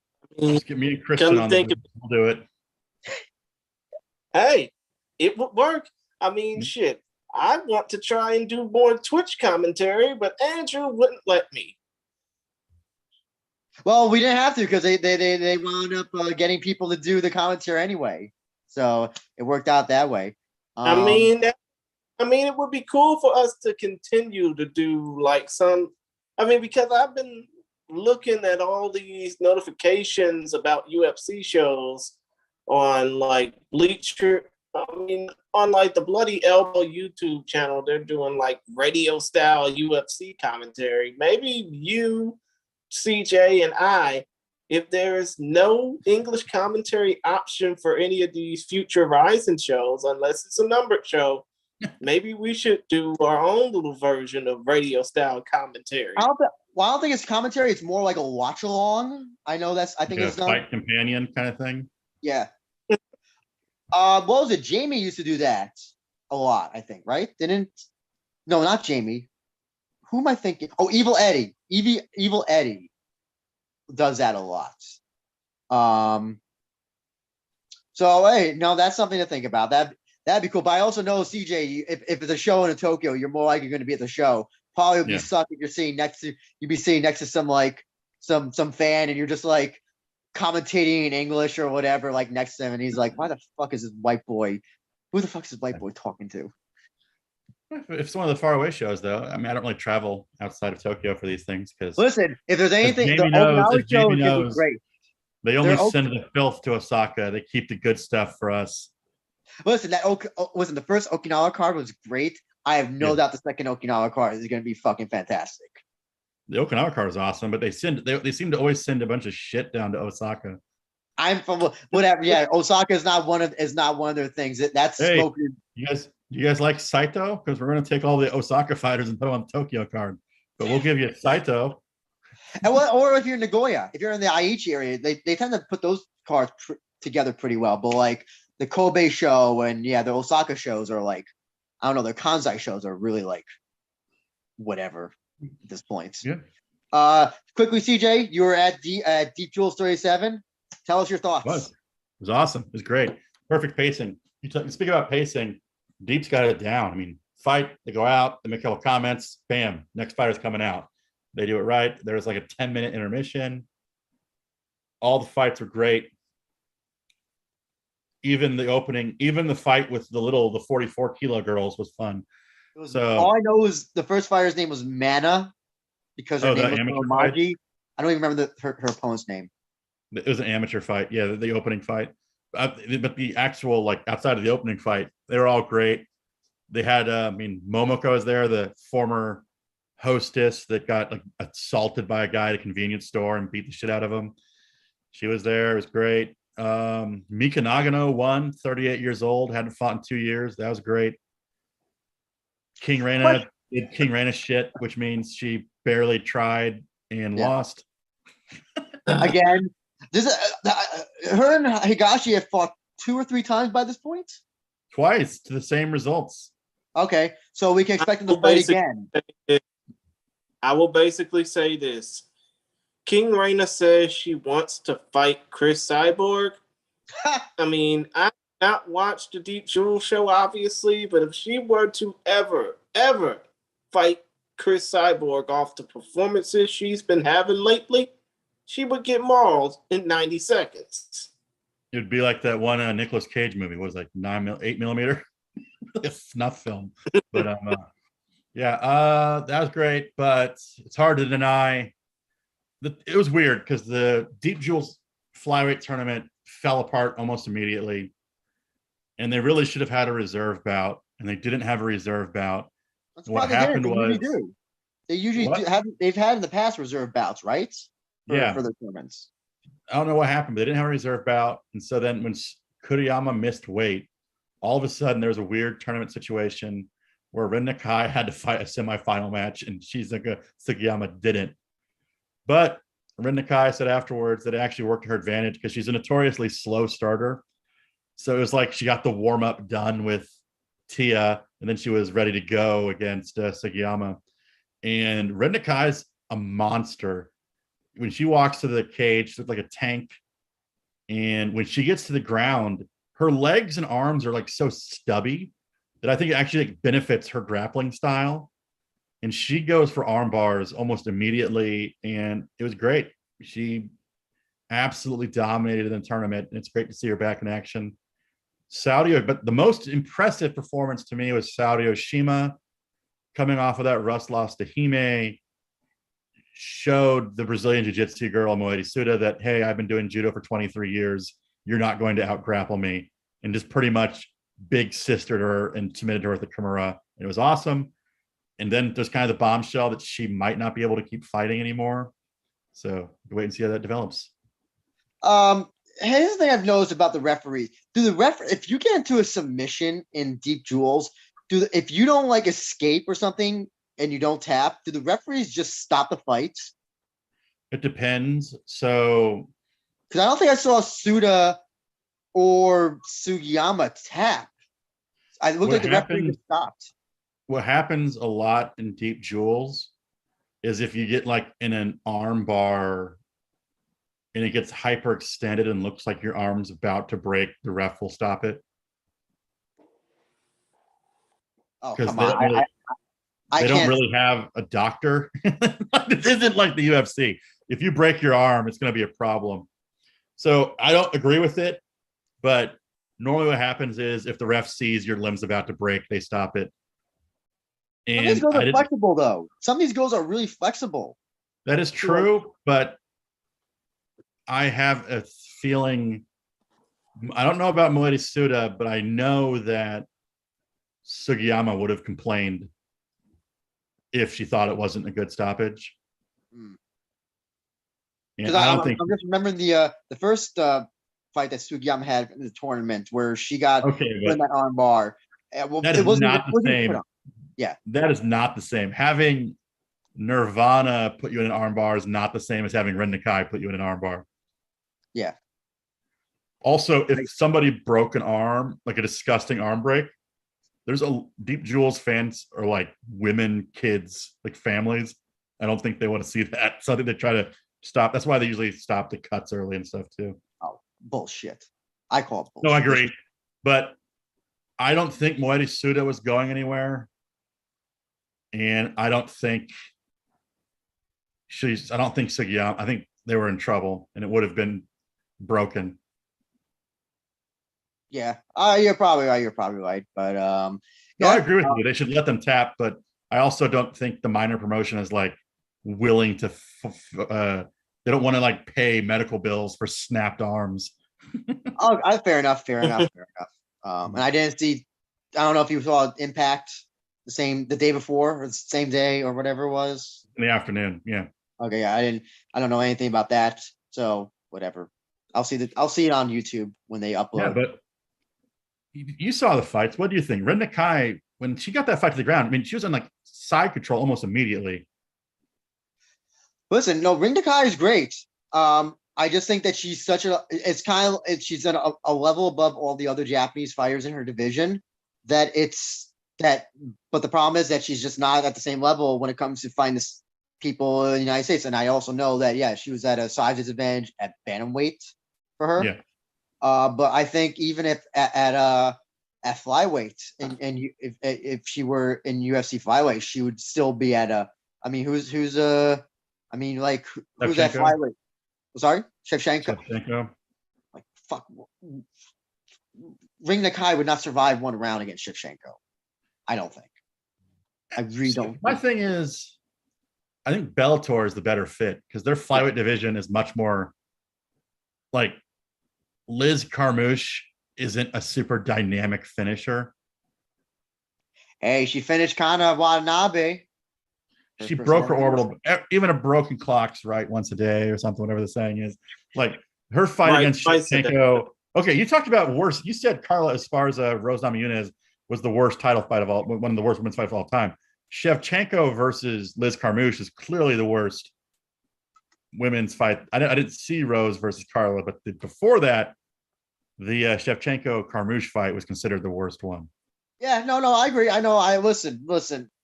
Here's the problem with the Shevchenko's fights. They're so boring because she just dominates in every way, and like there's really no. It's really like it's such an out. It's kind of like the DJ thing. Near like the beginning of his, near like kind of like the middle of his title run, where he was kind of just so dominant that it was almost boring to watch because the opponents had nothing. See, my bachelor party was actually at UFC Chicago, where Liz Carmouche fought Jessica Ai, and that knockout sounded like a baseball bat hitting a watermelon. I thought she was dead. I thought she killed Jessica Ai in the ring because it looked like a corpse just fell to the ground. Like what? You're basically saying that that KO was like a Gallagher style hit? Oh, it made a disgusting sound that echoed through the arena. Listen, I'll say this about, again, I think that's what we said before and what you're saying now about Ring Nakai. That's her best bet. And, Bellator or maybe Rizin. It looks like, Rizin doesn't seem to hold grudges. Yeah. So whatever. It's not fair to compare her to Valentina Shevchenko, who's like clearly one of the best women's mixed martial artists of all time. But if we're gonna say like whoever the best flyweight is in Japan, well, here's the thing. You know what? It'd be a great fight to have. If they ever had it. If I would try to do that Watanabe Nakai fight. Remember Nakai fight was like challenging her for a good time. That's a fight that Bellator and make it happen. Chase her. Make it like a whole I chased you here thing. Yeah, do it in Bellator Japan. I'm pretty sure in Japan that there would be doing in Japan would have more significance than having like in Mohegan Sun, where nobody would like give a shit. Imagine the weigh-in. Not only that, but Nakai would come out in crazy cosplay, and Watanabe Kana would fold up an oven or something. Yeah, but obviously it would be better for that fight to happen on the Bellator Japan card than to have it in front of an audience where for every single move you do, they start chanting USA, USA, like they don't care. Yeah. So I mean, but hopefully, I mean. Who did you think had the most impressive performance at Deep Jewels 37? Oshima. Well, I guess technically Nakai, because she fought twice and finished both her opponents. So I guess in that respect, but other than that, I would definitely say Oshima. I agree. Going into that fight, Suda was like a Brazilian jiu-jitsu machine, and Oshima just completely shut it down. Yeah. Listen, there's black belts and then there's black belts. I like there's Oshima is on a different level of grappling than Suda. I'm sure. Can I rephrase? So you're saying there's Brendan Schaub's and there's Roberto Souza? Yes, there absolutely is. There absolutely 100% is. Also, I gotta say this: Kate Lotus is like, why is she in? Kate Lotus is not good. Unfortunately, no. So I'm not a fan of Kate Lotus. I've met Kate Lotus, and I am blaming K-Clan for this because I'm going to be an outsider and say I don't think K-Clan's a good gym. I think it's like Ronda Rousey syndrome, where whoever Ronda Rousey's coach was, she would have done well. And when all those fighters, what was her gym called? Glendale Fight Club or something? Edmund Targaryen, where the fuck his name was. Whenever those people started going there, they all just like get brutally knocked out afterwards. It was like, oh, you left Jackson's to come here? How's that going? Well, So the thing is, Kate Lotus doesn't have a grappling background at all. And she's kind of a brawler striker type. And Mika Nagano is older. She's 38 years old, but she was a very high-level wrestler in college. And the only finishes she's ever had are arm bars and like a rear naked choke. Why would you initiate grappling with her? Like, Mika Nagano's clear weakness is striking, and you're the bigger, stronger striker. Why would the game plan not be to strike with her? Yeah. When she clinched with her in the second round, I was like, is she an idiot? Like, what is this strategy? Oh, I also got to ask this as well, CJ. What was this fighter's name? Something Kyoko. She goes by, like, her first name is Kyoko, but her last name is written. Was it sorry? Yeah, Shibisai. Yeah. Oh yes. Why does she do that? Why is half her name in kanji? Why is the other half in romaji? I find that so aggravating. Pick one. Pick one, please. Which part of her name is in kanji and which part isn't? Kyoko is written in romaji, and her, I guess it would be her family name would be in kanji. Shibisai is not her actual name; it's a nickname. Oh no, it was in katakana. I think it's in katakana. I think because Shibisai is not her name; it's just a joke. It's like a play on words for like I think it's a Dragon Ball character mixed with Chibi, which means small, because she's the smallest fighter in Deep Jewel's history. So they're really marketing her behind that. I see. And the Kate, I know Kate Lotus's real name is Kate, or is her family name is Oyama. Any reason why she goes by Lotus? I'm assuming there's a flower reference in there. She has a tattoo of a lotus on her arm. Oh, okay. But did you like Ushiku in her corner? I guess so. I mean, he is a rising featherweight champion, so he's the best guy to have at this point. I mean, having Kate Lotus fight Mika Nagano is kind of symbolic because Kate Lotus is kind of taking over the role that Mika Nagano had, which is we need a hot fighter to sell tickets to creepy dudes, and she's going to be that role. So, well, I thought Rin Nakai was entire Rin Nakai's Rin Nakai's got her own fans, but dude, I'm writing an article on her actually, and her background is nuts. Oh yeah, so we do have to head out, CJ. But tell us what you're doing now on Sogokaku. Thank you for bringing that up. No, I'm writing an article on finally. Sorry. I mean, finally you end this, Andrew. But before we even go, I just want to basically read off a few more comments. Jamie Melky. Sorry for mentioning his full name, saying that us Kansai folk get the crumbs, less than crumbs. Meanwhile, just here to read the comments say, isn't Kazunori Yokota getting a lot of stuff? He's getting shot on, no? Who? Kazunori Yokota, the guy who trains K-Clan. Oh, yeah, he gets shit on all the time. I mean, his nickname is like Stupid Bald Man. But also, he seems to be, all due respect to him as a coach, he does seem like an asshole. Because in the recent Rise of Confessions video, I think it was, where they asked Shintaro, did you shake Yokota's hand or something? Or they asked Yokota that. And like, there's like just some weird beef between these two. I don't know what it is. No, Yokota was all mad at him because he was like, he never comes over to say hi. And then Ishiwatari was like, that's because I used to say hi and he never responded. And I'm like, he's an asshole. I'm not going to say hi to him anymore. No, he's clearly got an ego or something. I always will love the press conference where he was just ranting about fighting Kawajiri, and Aoki just told him to shut up. So, but he's having success at the gym. But yeah, he gets shit on by a lot of people. Not as much as Ueda. As far as coaches go, Ueda gets shit on the most. Also, not to mention as well, the recent thing where he apparently released footage of or saying that Izawa destroyed Nakai or something, or that whole thing. Like, that's kind of a dick thing to do. At first, I didn't think it was like that bad, but then when you explained to me CJ and all that, I was like, oh, that's kind of a dick move. Yeah.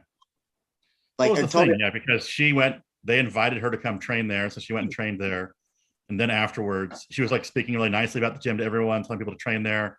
And then he was like, oh yeah, my trainer beat the shit out of her in practice. It's kind of a shitty thing to say. Whether true or not, it's kind of like... Well, I mean, when it comes down to Yokota, and just here to read the comments, is basically saying, aside from Izawa, who's good, Their other champion is Juntaro Ushiku, who got gifted the decision and the title against Yutaka Saito. So there's that. Take it for what you will. We'll counter the fact with Kate Lotus trains there, and her game plan was awful. And King Reina trains there, and her game plan was awful.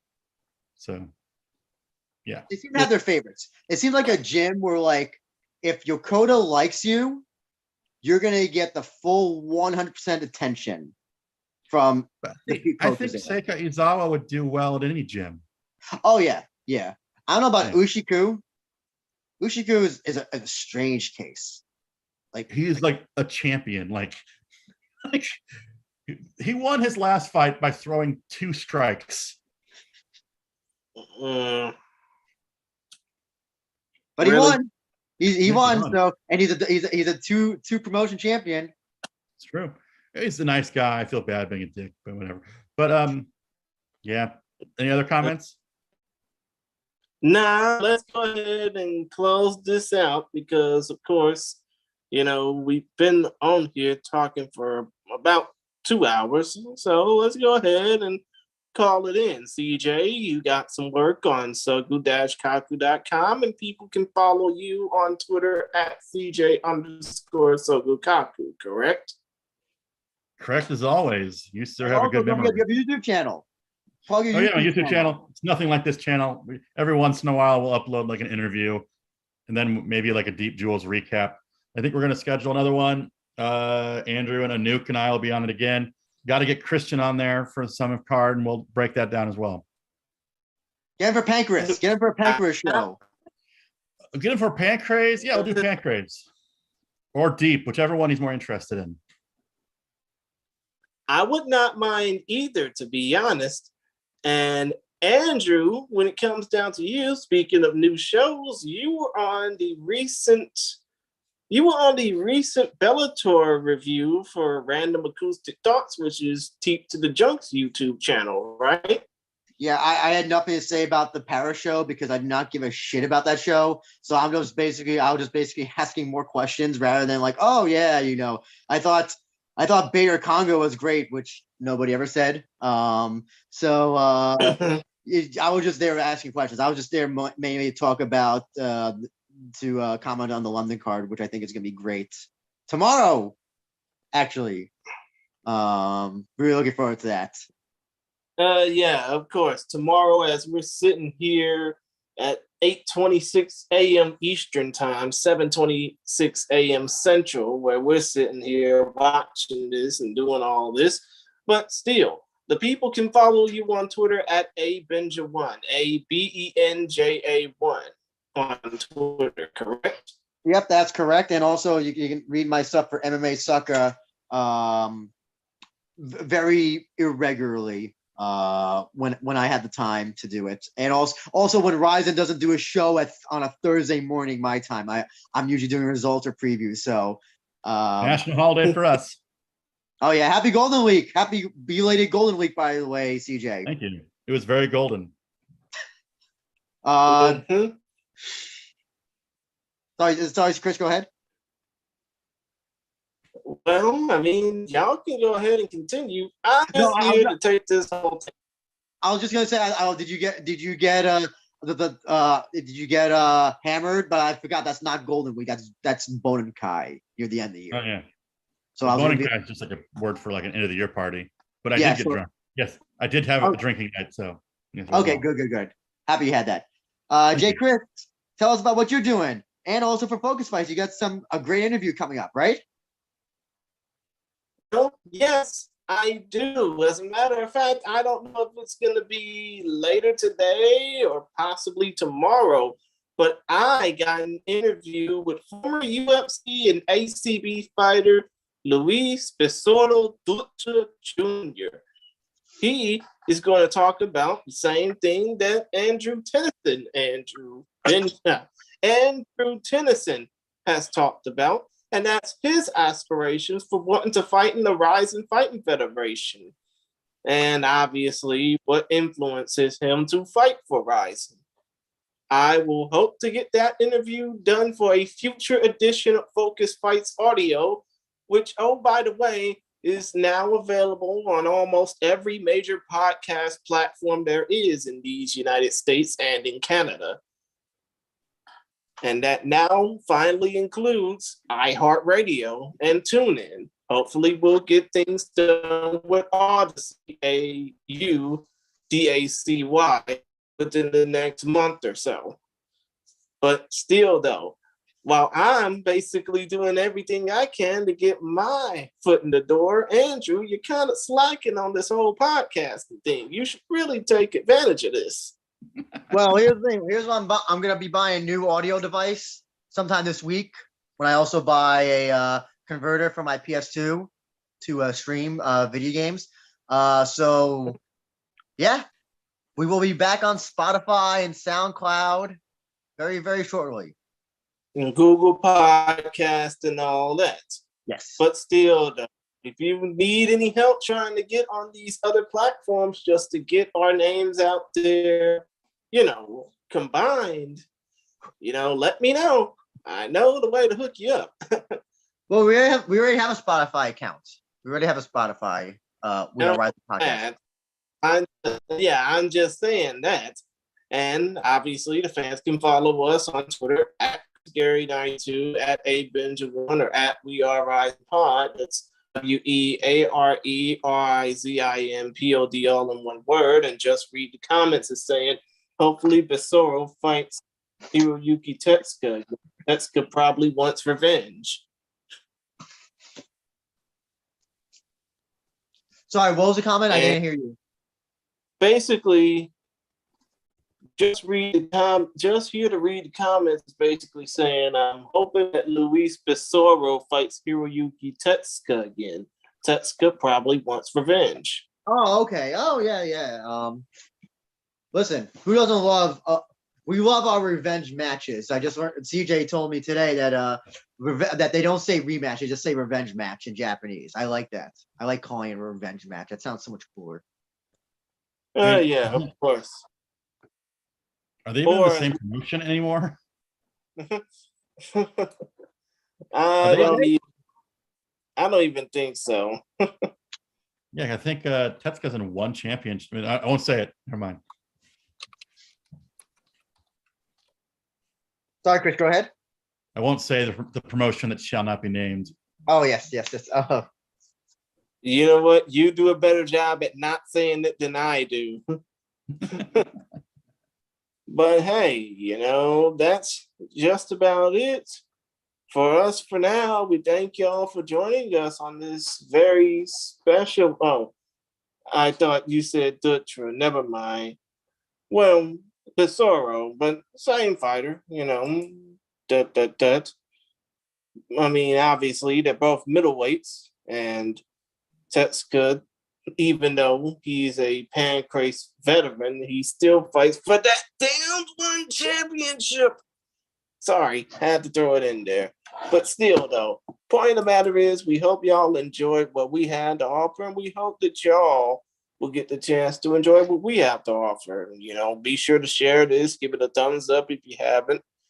Subscribe to the YouTube channel for more of this great content that we pretty much put on the air for y'all. And don't forget to check out all of our platforms that we got for y'all to, converse with, especially mine, because I'm basically trying to bust my ass just to get on all these platforms for podcasting.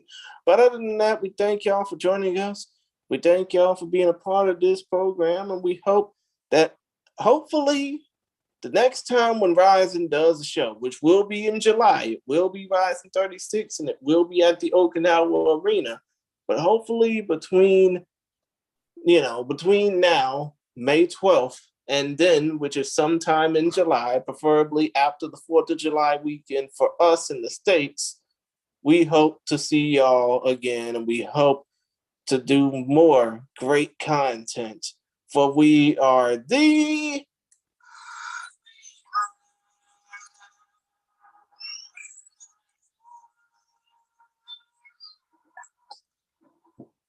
podcast, and we hope that y'all will be with us every step of the way. Other than that, Peace, my peoples, and one love world. We are